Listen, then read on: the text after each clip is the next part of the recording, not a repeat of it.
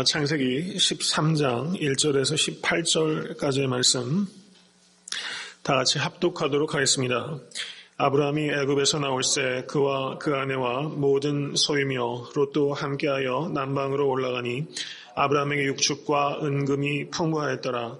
그가 남방에서부터 발행하여 베델에 이르며 베델과 아이 사이 전에 장막 쳤던 곳에 이르니 그가 처음으로 단을 쌓은 곳이라. 그가 거기서 여호와 이름을 불렀더라.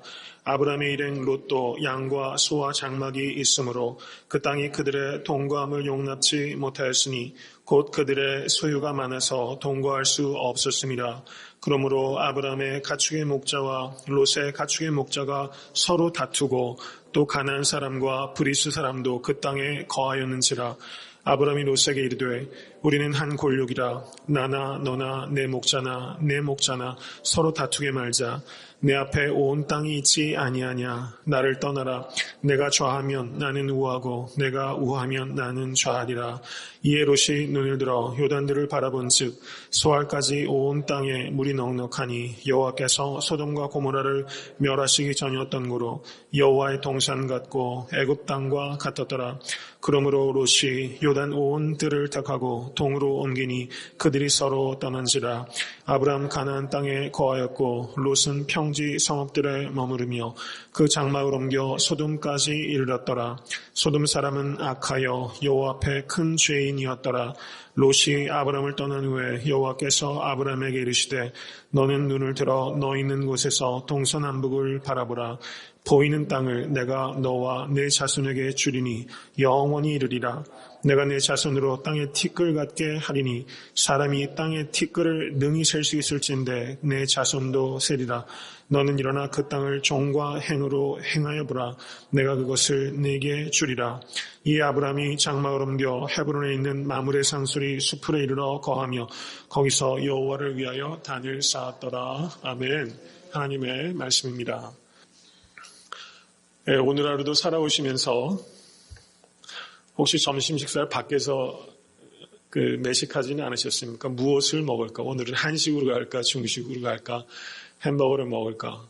하루에도 우리가 사실은 굉장히 많은 선택들을 합니다. 몸이 피곤할 때 잠시 좀 쉴까? 얼마나 쉴까? 우리가 크고 작은 선택 속에서 살아갑니다. 인생은 무수한 선택들을 하는 것입니다. 여러분 예전에 한국의 유명한 광고 카피 중에 그런 말이 있죠. 한 번의 선택이 10년을 좌우한다. 그게 어떤 브랜드였습니까? 네. 그런 광고 문구가 기억이 납니다. 그런데 어떤 선택은 10년을 가는 선택이 있는가 하면 어떤 선택은 평생을 좌우하는 선택도 있다는 것입니다. 한순간 선택 잘못하면 회복이 안 되는 선택도 있고 그 선택 때문에 오래도록 땀 흘리고 눈물을 흘리고 기도했던 게 물거품 되는 일들이 많이 있습니다.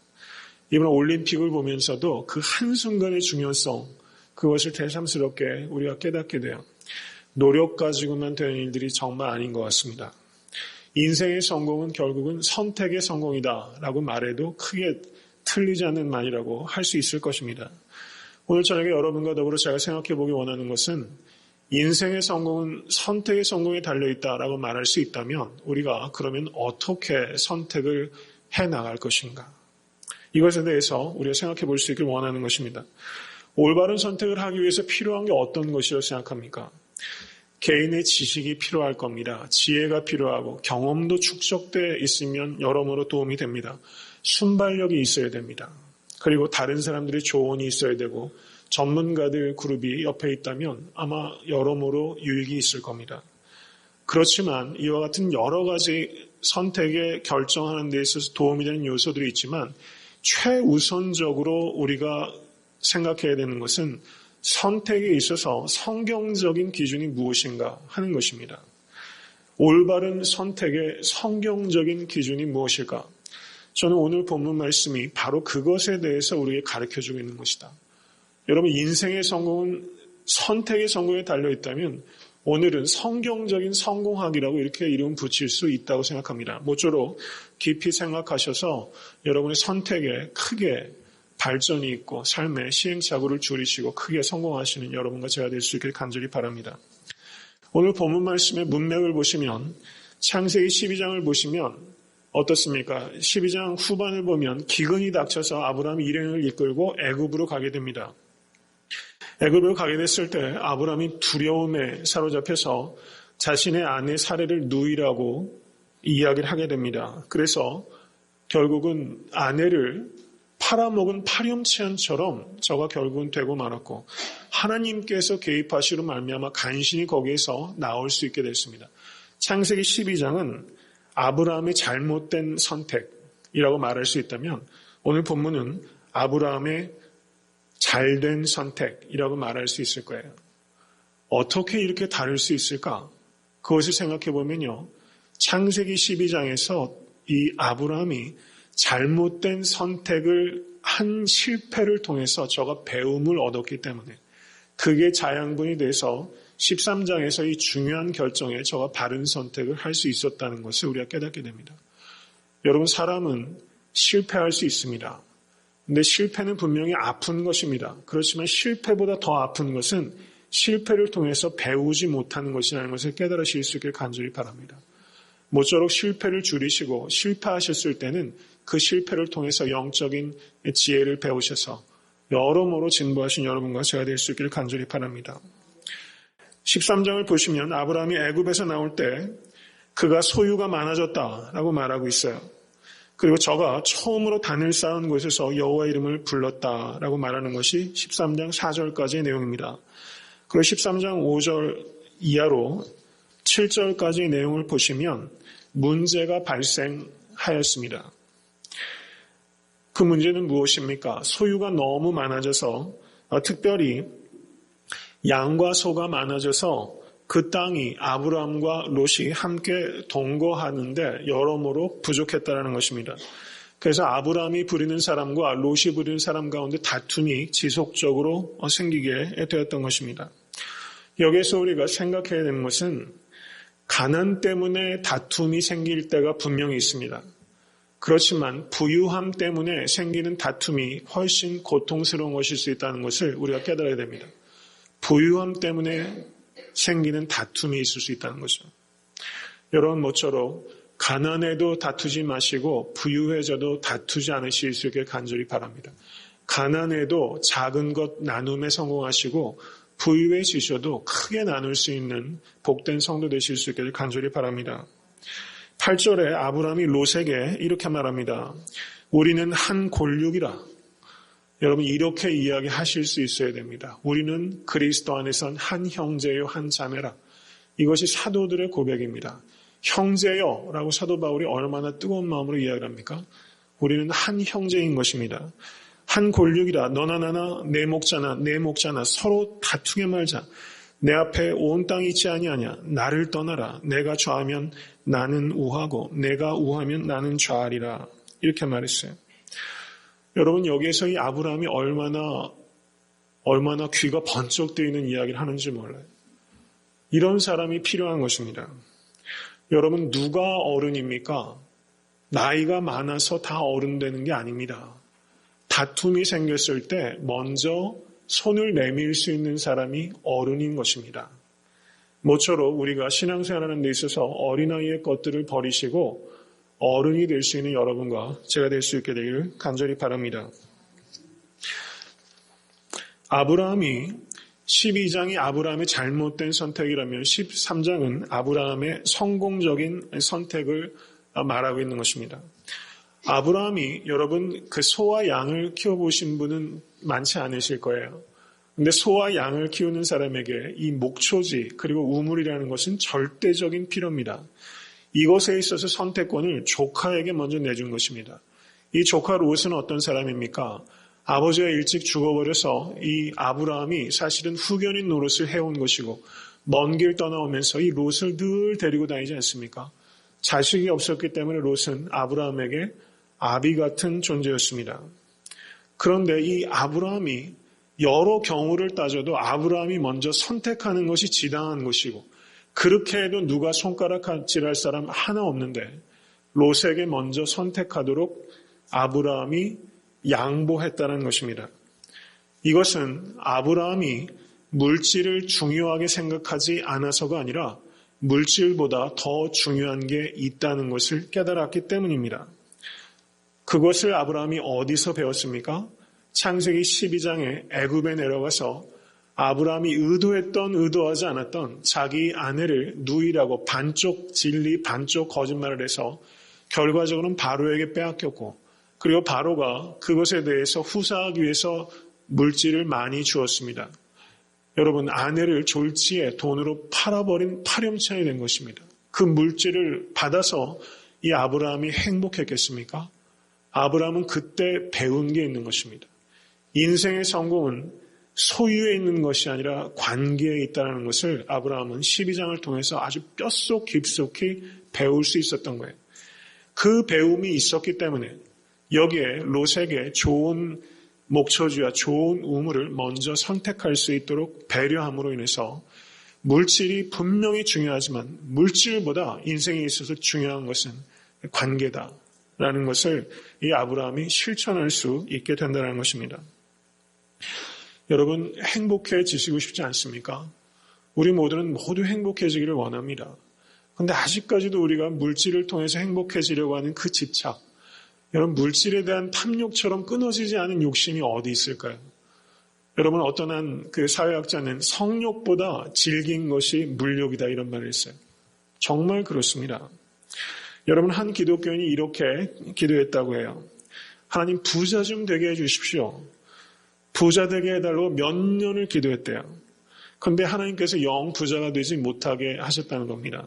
그래서 기도를 좀 바꿔야겠다 생각을 해가지고 누군가에게 그런 이야기를 들었어요. 기도는 구체적으로 하는 것이다. 그래서 하나님 100만 불만 주십시오 라고 기도하기 시작했다는 겁니다. 오래도록 세월 동안 기도해도 100만 불은 전혀 주어지지 않았습니다. 그래서 또 기도를 바꾸게 됩니다. 그렇구나. 100만 불 주시면 11조를 하겠습니다. 여러분, 이런 비슷한 기도 아마 해보신 경험 있으실걸요. 있으시지 않습니까? 이민 오실 때, 혹시 사업을 시작하실 때 하나님께서 다 이해하셨을 거라고 생각이 됩니다. 공부하는 학생들은 좋은 학교에 좀 붙여주시면 네, 이런 기도, 비슷한 유의 기도들을 사실 우리가 했었지요. 100만 불 주시면 11조를 드리겠습니다. 그래도 하나님께서 100만 불을 주시지 않으셨습니다. 그래서 마지막으로 기도를 바꿨어요. 하나님, 그러면 11조 10만 불 떼시고 90만 불만 주십시오. 그렇게 최종적으로 기도했다는 거예요. 여러분, 우리 속마음이 확 들켜버린 것 같지 않으세요? 우리는 시종일관 물질만 집착하고 있어요. 여러분, 아니라고 정말 얘기하실 수 있겠습니까? 우리는 사실상은 나머지 여러 가지 근사한 이야기를 하지만 실제 우리의 속마음은 시종일관 11조 떼시고 90만 불 주세요 할 때가 지금도 그러고 있는지 모르고 불과 얼마 전까지 그랬는지도 몰라요. 우리는 시종일관 물질에 집착합니다. 여러분, 우리가 물질에 집착하는 것에 몇 분의 몇을 하나님께 집중하고 있나? 물질에 집착하는 그 열의의 10분의 1이라도 하나님께 집중할 수 있다면 여러분, 세상은 크게 달라졌을 것 같아요. 여러분, 분명하게 이 부분을 우리가 생각해야 됩니다. 여러분, 모쪼록 물질에 집착하지 마시고 하나님께 집중하실 수 있길 간절히 바랍니다. 저는 그것이 물질의 복도 받는 비결이라고 믿습니다. 하나님께 집중하시면 여러분, 하나님께 주십니다. 하나님의 이름을 위해서 필요하신 일용할 양식을 주께서 주실 것을 믿습니다. 마태복음 6장 31절에서 33절에 주님께서 이렇게 가르치셨습니다. 그러므로 염려하여 이르기를 무엇을 먹을까, 무엇을 마실까, 무엇을 입을까 하지 말라. 이는 다 이방인들이 구하는 것이라. 너희 천부께서 이 모든 것이 너희에게 있어야 할 줄을 아시느니라. 너희는 먼저 그의 나라와 그의 의를 구하라. 그리하면 이 모든 것을 너희에게 더하시리라. 여러분, 이 말씀은 하나님께서 먹고 마시는 것이 중요하지 않다고 이야기하는 게 아니에요. 먹고 마시는 것은 중요합니다. 주기도문에서도 일용할 양식을 위해서 구하라고 기도하셨어요. 주님께서 우리에게 가르쳐 주시는 것은 물질이 중요하지 않다고 말씀하시는 것이 아니라 물질이 최우선이 되어서는 안 된다고 가르치시는 겁니다. 최우선이 되는 것은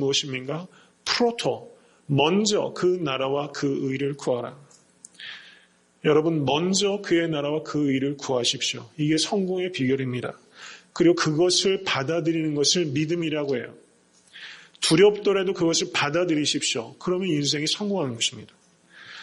여러분 성공의 가장 중요한 성경적 기준의 첫 번째는 물질이 아니라 관계를 선택하는 것입니다.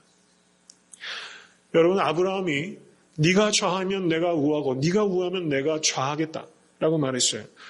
여러분 가만히 우리를 한번 살펴보십시오. 여태까지 싸운 것이 거의 대부분 나는 좌하고 나는 우하고 좌우하다가 싸우는 거예요. 여러분 제가 예전에 설교할 때 한두 차례 말씀드렸지만 어느 교회에서 이건 실제인지 아닌지 잘 모르겠어요. 너무 어이가 없어서 그 세족실을 하는데 오른쪽 발을 먼저 씻겨야 되느냐 왼쪽 발을 먼저 씻겨야 되느냐고 싸워서 그 Right Foot Baptist Church 이 교회가 그 어느 주에 있다고 뭐 그렇게 제가 글을 읽은 적이 있어요. 사실일 수도 있다고 저는 봅니다. 오른쪽 발을 먼저 씻어야 된다. 왼쪽 발을 먼저 씻어야 된다. 여러분 거기에서 제 자신도 크게 다르지 않을 때가 너무 많아요. 너무 많아요. 여행 가서도 점심은 한식 먹자, 중식 먹자. 어저께 된장찌개 먹었잖아. 오늘은 중국집 가야지.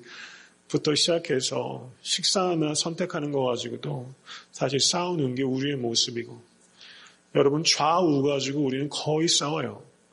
좌우 가지고 싸우는 것을 비본질로 싸운다고 말하는 것입니다. 비본질로 싸우는 것을 우리가 멈출 수 있게 되기를 간절히 바랍니다. 그러면 아브라함은 뭐를 선택했느냐? 좌도 선택하지 않고 우도 선택한 게 아니에요. 하나님을 선택한 겁니다. 아브라함은 하나님을 선택했어요. 좌여도 좋고 우여도 좋아요. 여러분 그래서 그리스도인들은 어떤 면에서 세상 사람들이 볼 때 우유부단할 수도 있을 것 같아요. 사실은 좌면 어떻고 우면 어떻고 여러분 찬물이면 어떻고 뜨거운 물이면 어떻습니까? 사실 상관없는 겁니다. 정말 중요한 건 뭡니까? 하나님을 선택하는 거예요. 오늘 창세기 13장의 아브라함은 하나님을 선택했어요. 아브라함이 선택한 것은 예배를 선택한 겁니다. 13장 4절을 보십시오. 그가 처음으로 단을 쌓은 곳이라 그가 거기서 여호와의 이름을 불렀더라.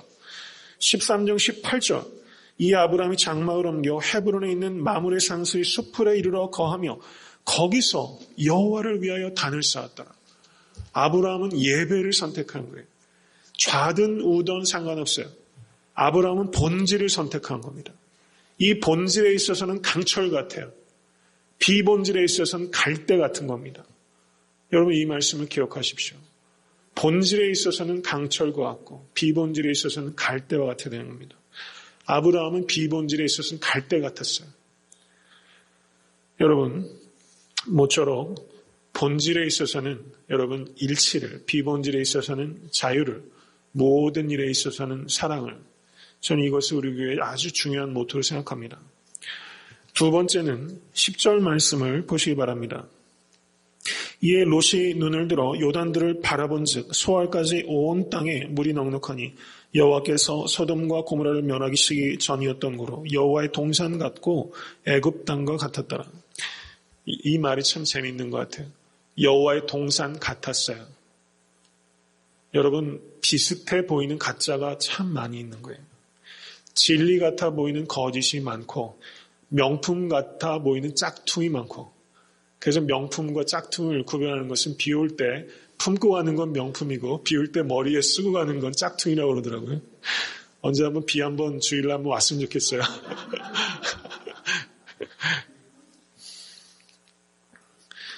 여러분 여기에서 이 롯이 바라본 땅은 낙원 같았던 겁니다. 여호와의 동산 같았어요. 낙원 같아 보였지만 지옥이었다는 겁니다. 여러분 다른 사람의 삶을 이렇게 보실 때 악인의 형통을 보실 때 낙원 같지만 사실은 지옥이에요. 여러분 그런 거 부러워하지 않게 되시길 바랍니다. 근데 지옥 같아 보이지만 지옥 같아 보이는 낙원도 있어요. 여러분 다른 사람들 볼 땐 저분은 무슨 낙으로 사나 생각하는데 사실은 거기에 낙이 없는 것 같은데 낙원도 있습니다. 여러분 눈에 보이는 것으로 판단하는 것은 무례한 겁니다. 여러분 이것을 우리가 깨닫게 될 수 있게 간절히 바랍니다. 여호와의 동산 같고 애굽 땅과 같이 보이는 것은 표면입니다. 표면을 본 거예요. 그런데 그 뒤에 13절 말씀을 보십시오. 소돔 사람은 악하여 여호와 앞에 큰 죄인이었더라. 여호와의 동산 같고 애굽 땅과 같이 보였던 낙원처럼 보였던 그 땅에 큰 죄인이 살고 있었던 겁니다. 이게 표면 뒤에 있는 내면입니다. 여러분 정말 롯이 봐야 되는 것은 사실은 이거였어요. 그런데 대부분의 사람들이 표면은 보지만 내면을 보지 못해요. 저라고 자신이 있겠습니까? 롯과 같은 상황에서 봤으면 여러분은 어떤 쪽을 선택하실 수 있겠어요? 그 내면을 정말 보실 수 있는 눈을 갖고 계십니까? 여러분 연세대학교의 그 영문학 교수 임철규 씨가 눈의 미학이라는 흥미로운 책을 썼는데 거기에 이런 말을 해서 저를 한번 따라해 보십시오. 눈은 감옥이다. 눈은 감옥이다. 이런 말을 했어요. 눈은 감옥이에요. 오늘 롯은 자기가 바라봄으로 말미암아 갇혔어요. 자기가 본 것에 갇혔습니다. 사탄이 장난을 치는 감각이 있어요. 눈에 장난을 칩니다. 사탄은 눈에 장난을 쳐요. 안목의 정욕을 주는 것입니다. 여러분 이걸 기억하셔야 해요. 사탄의 놀이터는 여러분의 눈이에요. 눈에 장난을 칩니다. 어떻게 장난을 칩니까? 부분만 보게 해요. 부분만. 그리고 근시적으로 보게 해요. 그리고 비틀어 보게 해요. 여러분 사탄의 장난에 우리가 얼마나 속았는지 몰라요. 오늘도 혹시 속지 않으셨습니까? 눈이 가져다는 주는 유익이 너무 커요. 인간의 모든 신체 기관 중에서 여러분 눈이 아마 제일 중요하다 이렇게 말하시는 분들 많이 있으실 거예요. 유익이 크기 때문입니다. 그런데 눈이 가져다주는 피해도 제일 커요. 유익도 제일 크고 피해도 제일 큰 가장 위험한 기관이 눈이다라는 것을 오늘 다시 한번 이 롯을 통해서 우리가 보게 됩니다. 여러분 이 말을 기억하십시오. 벌레의 눈을 가진 백성은 망하고 새의 눈을 가진 백성은 흥한다라는 말이 있어요. 상당히 의미 있는 말을 생각합니다. 벌레의 눈을 가진 백성은 망하고 새의 눈을 가진 백성은 흥한다. 여러 성도님들의 눈은 죄송합니다. 벌레의 눈이십니까? 새의 눈이십니까? 여러분 좋은 눈을 가지실 수 있게 되기를 주님의 이름을 간절히 축원합니다. 좋은 눈의 조건은 세 가지라고 할 수 있습니다. 깊이 봐야 됩니다. 멀리 봐야 됩니다. 넓게 봐야 됩니다. 어느 것 하나 쉽지 않아요. 어느 것 하나 쉽지 않아요. 깊이, 멀리, 넓게 볼 수 있어야 돼요. 깊이 보지 못하는 눈을 천박한 눈이라고 하는 것입니다. 멀리 보지 못하는 눈을 어리석은 눈이라고 해요. 넓게 보지 못하는 눈을 편협한 눈이라고 합니다. 여러분 다시 한번 나의 눈을 한번 생각해 보십시오. 나의 눈은 벌레의 눈인가 새의 눈인가? 너무나 중요한 질문입니다. 자, 몇 주 전에 주님께서 제자들에게 물으시지 않습니까? 그리고 소경에게 물으셨죠. 무엇이 보이느냐? 너희는 나를 누구라 하느냐? 주님께서 물으셨어요. 예수님을 믿는다는 것은 보는 것이 바뀌는 것입니다. 보는 것이 바뀌어요. 믿음이 없는 사람은 자기 눈을 가지고 세상을 봅니다. 그렇지만 믿음의 사람은 하나님의 눈을 가지고 세상을 보는 거예요. 믿음의 눈을 가진 사람은 보이는 표면 이면의 내면을 볼 수 있는 눈이 생기는 사람입니다. 그것을 고린도후서 4장 18절에 사도 바울은 이렇게 말씀합니다. 우리가 돌아보는 것은 보이는 것이 아니요 보이지 않는 것이니 보이는 것은 잠깐이요 보이지 않는 것은 영원함이로다. 고린도후서 5장 7절은 이는 우리가 믿음으로 행하고 보는 것으로 하지 아니함이로다. 이렇게 말하고 있어요. 여러분 필립 얀시라는 분 다 아시죠? 필립 얀시. 저는 이분이 제가 개인적으로 참 좋아합니다. 참 귀한 작가예요. 그런데 이 필립 얀시가 이 눈에 대해서 굉장히 통찰력 있는 말을 했습니다. 이런 말을 했어요. 인간은 아래를 굽어볼 수 있는 산 꼭대기에 서든지 아니면 하늘을 올려다볼 수 있는 전망대의 자리를 잡아야 합니다. 어떤 위치에서든 잠시나마 하나님의 눈으로 만물의 실체를 바라봐야 합니다. 이렇게 말했어요. 여러분, 인간에 필요한 시야가 두 군데 필요하다는 거예요. 산 꼭대기에서 조망할 수 있는 시야가 필요하고 산 아래에서 올려다볼 수 있는 전망대가 필요하다는 거예요. 밑에서부터 볼 때는 기초부터 볼 수 있게 되는 겁니다. 기초부터 볼 수 있을 때 가장 근원적인 문제를 해결할 수 있는 지혜가 생겨요. 성경에서 총명이라고 말하는 성경적인 원어는 기초부터 본다, 이런 뜻이 있어요. 여러분, 기초부터 보는 사람이 문제를 해결할 수 있습니다. 세상에 전문가 집단들이 많아요. 정치하면서도 지금 한국에 여러 사람이 대선 주자로 나오죠. 문제를 다 해결할 수 있을 것 같아요. 자기 한계를 이야기하는 사람이 없어요. 다 쇼인 같아요. 거짓말들입니다. 여러분, 표면적인 지엽적인 문제들을 해결할 수 있을지는 몰라도 지혜와 총명이 없으면 근원적인 것을 해결할 수 없어요. 정말 믿는 사람이 그런 문제를 해결할 수 있는 것을 저는 믿습니다. 여러분, 밑에서부터 바라볼 수 있는 전망대에 서시고 산 꼭대기와 전망대, 여러분 이 두 가지 말을 기억하십시오. 이 시야가 열릴 때 하나님의 눈으로 바라볼 수 있게 되는 것입니다. 그리고 필립 얀시가 마지막으로 이렇게 말했어요. 기도는 영혼의 근실을 바로잡아 줍니다. 이렇게 말했어요. 영혼의 근실을 바로잡아 주는 것은 기도다. 여러분, 밝히 보기 원한다면, 보기 원하면 눈을 감으라는 겁니다. 눈을 감고 기도해야 보이는 거예요. 이 역설이에요. 잘 보기 원하면 눈을 감아야 돼요. 눈을 감지 않기 때문에 보이지 않습니다. 여러분, 정말로 하루에 몇 분 기도하십니까? 그러면서 보기를 원하십니까? 여러분, 이건 제 자신한테 하는 말이기도 해요. 늘 너무 부족하다는 걸 느껴요. 여러분, 기도할 때 보입니다. 그리고 말씀을 가까이 할 때 보이는 것입니다. 여러분, 말씀과 기도를 가까이 하실 수 있게 주님으로 간절히 축원합니다. 소돔과 고모라는 롯이 원했던 땅입니다. 그렇지만 하나님 보시기에 롯에게 필요한 땅이 아니었어요. 여러분, 이것이 중요한 거예요. 우리 인간은 탐심 때문에 원하는 것을 달라고 그래요. 여러분, 모쪼록 우리에게 필요한 것을 구하실 수 있게 간절히 바랍니다. 여러분, 다이어트하고 운동하는데 기본이 뭡니까? 몸이 원하는 대로 먹으면 몸을 상해요. 몸에 필요한 대로 먹어야 몸이 건강해지는 것입니다. 여러분, 운동도 몸에게 필요한 운동을 해줄 때 몸이 건강해져요. 저도 이것을 사실 잘 실천 못해요. 여러분, 그렇지 않습니까? 이게 건강의 기본 아니겠어요? 원하는 것을 먹지 말고 가끔가다 필요하겠죠. 그렇지만 건강의 기본은 필요한 것을 먹는 데 있다. 이렇게 말할 수 있을 것입니다.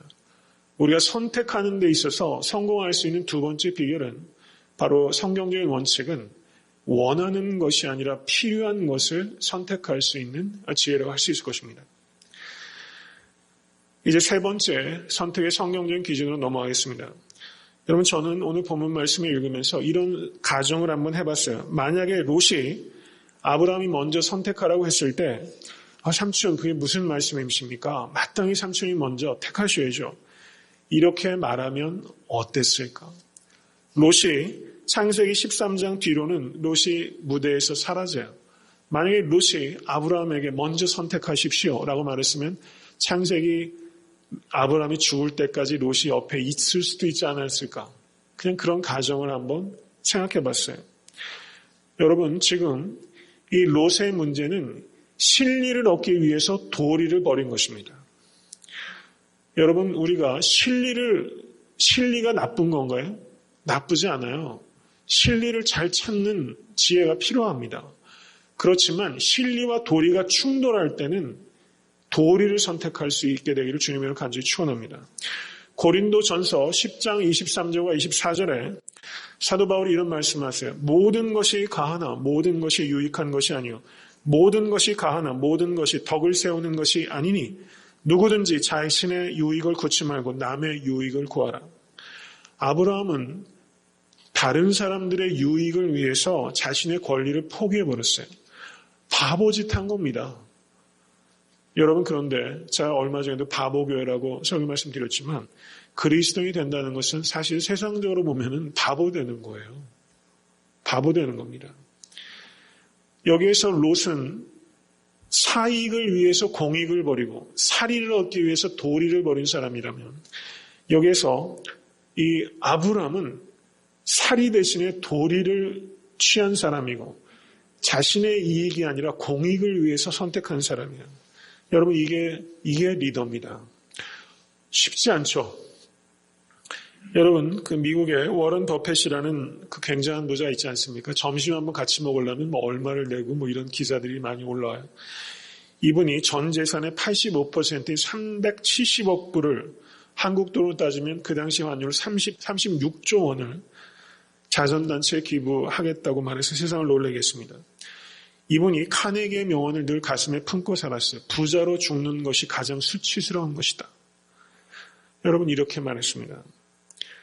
여러분, 올림픽 금메달 리스트가 됐다고 해서 그 아들이 국가대표가 될 수 없습니다. 그러면서 부의 세습은 있을 수 없다, 이렇게 말했어요. 한국 정치에도 재벌을 개혁한다는 얘기가 매번 정권 바뀔 때마다 와요. 저는 이 세습하는 문제, 이 문제는 좀 깊이 생각해야 되잖아요. 개인적으로 그런 생각이 들더라고요. 여러분, 얼마 전에 한국 신문에, 여러분 다 아시는 이야기니까 말씀드립니다. 교회 세습하는 문제를 가지고 지금 굉장히 논란이 되고 있어요. 그래서 어떤 교회 목사님은 전면 신문 광고에 이 세습의 정당성을 이야기하신 분이 계셨고, 그 외에 또 어떤 목사님이 거기에 반복하면서 아주 피를 토하는 마음으로 교회 세습 반대 운동을, 자기가 기도 운동을 펼치겠다, 이렇게 말하면서 그 전문을 신문에 또 올리는 이런 일들이 믿지 않는 사람들 눈앞에 지금 벌어지고 있어요. 여러분, 어떻게 생각하십니까? 여러분, 기업 세습도 비판받는 세상에 여러분 교회 세습 있을 수 없습니다. 여러분, 이것을 우리가 생각해야 되는 것입니다. 여러분, 그 상황들마다 여러 가지 조건들이 있을 수 있어요. 제 개인적으로는 저하고 친한 그 동기 목사가 있어요. 근데 그분 아버님이 한국에서 목회 잘하셔서 큰 교회를 이루셨는데 그 아들 데려다 놓으려고 그러다가 아주 크게 망신당하셨어요. 네, 그 아들 목사는 그때 크게 한번 꺾였는데 지금 목회 또 잘하고 계세요. 좀 안타깝더라고요. 여러분, 이게 우리가 바라보고 있는 현실입니다. 나 개인의 유익과 공동체의 유익이 충돌할 때가 있을 때 모쪼록 제 자신에게 다짐해 보기는 공동체의 유익을 위해서 나 개인의 이익을 꺾을 수 있는 목사가 될 수 있으면 하는 간절한 바람이 있어요. 기도하지 않으면 제게도 그 일은 너무 어려운 일일 거라고 생각합니다. 내게 유익해도 다른 사람에게 피해가 가면 그것을 안 하실 수 있게 되기를 바랍니다. 내게 손해가 돼도 다른 사람에게 유익이 되면 그것을 해야 하는 것이 그리스도인이라고 성경은 말하고 있어요. 여러분, 내게 유익이 돼도 다른 사람을 위해서 포기하고 내게 비록 손해가 돼도 다른 사람을 위해서 할 수 있다면 그게 천국 아닙니까? 저는 에타한테 섬기는 교회가 그런 모습을 서서히 가질 수 있게 되기를 간절히 바랍니다. 이제 한 가지 생각만을 더 나누겠습니다. 롯이 삼촌 아브라함을 어떻게 바라봤을까를 한번 묵상해 봤어요.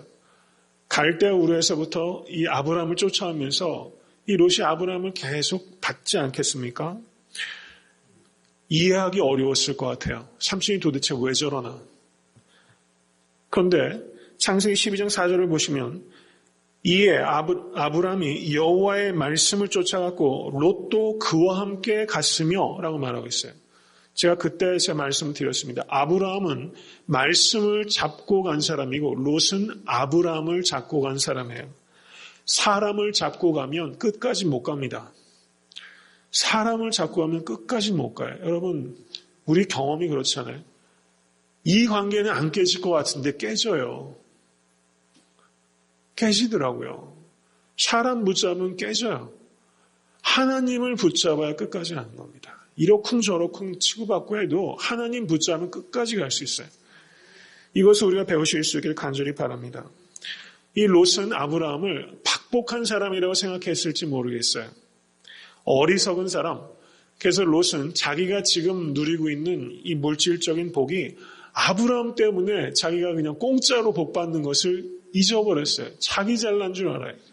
여러분, 우리는 이렇게 사실 많이 살고 있습니다.